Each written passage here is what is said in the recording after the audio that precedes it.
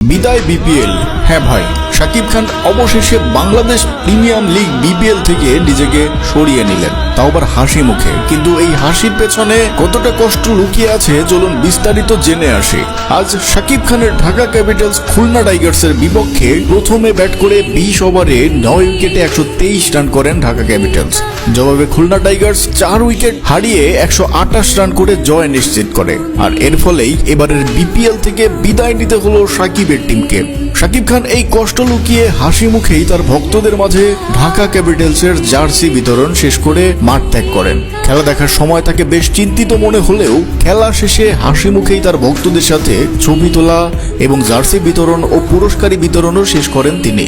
BD ক্রিকেটকে দেয়া এক সাক্ষাৎকারে তিনি বলেন, আমাদের পারফরমেন্স হয়তো এবার বিপিএল এ ভালো ছিল না, তবে আমরা পুরো বিপিএল এ সর্বোচ্চ রান করার রেকর্ড করেছি। তো ভিউয়ার্স, আপনারা কি শাকিব খানকে ভালোবাসেন? তবে ভিডিওতে লাইক এবং কমেন্টে শাকিব খান লিখে যাবেন। দেখতে চাই কতজন সত্যি শাকিব খানকে ভালোবাসেন আপনারা।